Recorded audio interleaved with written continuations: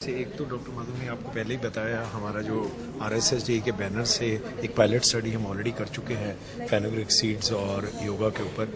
अब उसको हम लॉन्ग टर्म में 3 इयर्स डाटा प्लान कर रहे हैं। वो स्टडी ऑलरेडी शुरू हो गया है और आने वाले 2 साल में हम उसके पूरे रिजल्ट्स आपको दे पाएंगे। लेकिन इनिशियल जो उससे ऑब्जर्वेशन है वो ये है कि अगर आप योगा करते हैं, क्योंकि वो काउंटर रेगुलेटरी हार्मोन्स और स्ट्रेस हार्मोन्स को बॉडी में कम करता है, उससे शुगर कम करने में काफ़ी मदद मिलती है। तो किसी भी फॉर्म का मेडिटेशन या रिलैक्सेशन या योगा एक्सरसाइजेज हैं, वो ना केवल ब्लड प्रेशर को कम करती हैं, शुगर को भी कम करती हैं और लिपिड प्रोफाइल को भी कम करती हैं। एक मैंने और स्टडी पे स्ट्रेस किया जो हमने अपने सेंटर से किया है, नॉर्थ डायबिटीज सेंटर से, कि हमने ये ऑब्जर्व करने की कोशिश की कि जो पॉपुलेशन हमारे आज से 10 साल पहले थी, उनमें माइक्रोवेस्कुलर कॉम्प्लिकेशन जो हम कहते हैं, foot disease, retinal disease, blindness, nephropathy, kidney disease, ये डायबिटिक्स के अंदर काफ़ी कॉमन है। और हमने देखा था कि लगभग 35 से 50% पेशेंट्स को कॉम्प्लिकेशंस थी। तो 10 साल के बाद वो हमने डाटा अपने सेंटर से दोबारा रेप्लिकेट किया। 200 नए डायबिटिक पेशेंट्स में ही देखने की कोशिश की कि 10 साल की टोटल सर्विसेज जो डायबिटीज़ केयर हम कहते हैं, जिसमें इम्प्रूवमेंट हुआ है दिल्ली स्टेट के अंदर थ्रू प्राइवेट सेंटर्स और गवर्नमेंट सेंटर्स, तो उसमें हमने पाया है कि पहले से माइक्रोवेस्कुलर कॉम्प्लिकेशंस का इंसिडेंस थोड़ा पहले से कम हो गया है। तो हम ये कहें कि डायबिटीज़ का इंसिडेंस डेफिनेटली लास्ट 10 साल में इंक्रीज़ हुआ है।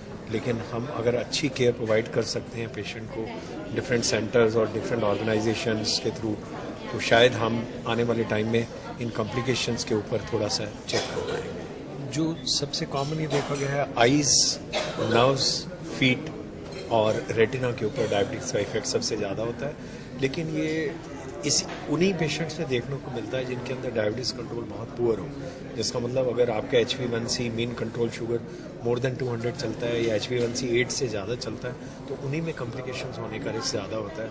अगर आप अपने ग्लूकोज को 110 और 140 की रेंज में रख सकते हैं, जिसका मतलब HbA1c आपका 7 या 7 से कम रहे, तो इन कॉम्प्लिकेशन होने का रिस्क काफ़ी कम हो जाता है।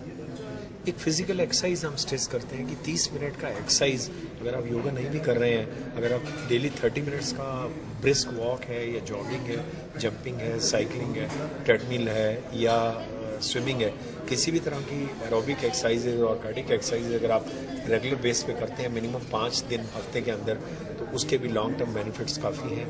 इससे ब्लड प्रेशर भी कम होता है, शुगर भी कम होता है और लॉन्ग टर्म आपके कॉम्प्लिकेशन होने का रिस्क भी काफ़ी कम हो जाता है।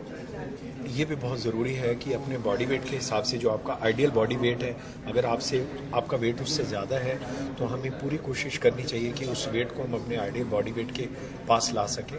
रियलिस्टिक टारगेट्स हम नॉर्मली ये कहते हैं कि अगर हम 5 से 7% भी कम कर पाएँ वेट को, तो उसमें हमें काफ़ी सारे बेनिफिट्स मिल जाते हैं। ना केवल उससे ब्लड प्रेशर कंट्रोल हो जाता है, उससे शुगर भी बेटर कंट्रोल हो जाता है और लॉन्ग टर्म कॉम्प्लिकेशंस होने का चांस भी कम हो जाता है। तो उसके लिए बहुत इंपॉर्टेंट है कि हम डाइट रिस्ट्रिक्शंस भी फॉलो करें, कम्प्लेक्स कार्बोहाइड्रेट डाइट दें जिसमें फाइबर कंटेंट ज़्यादा हो, और जो रिफाइंड शुगर्स हैं उनका यूज़ कम करें। जूसेस हैं, जो डायरेक्ट लिक्विड्स हैं, कोल्ड ड्रिंक्स हैं, उनका सेवन काफ़ी कम होना चाहिए।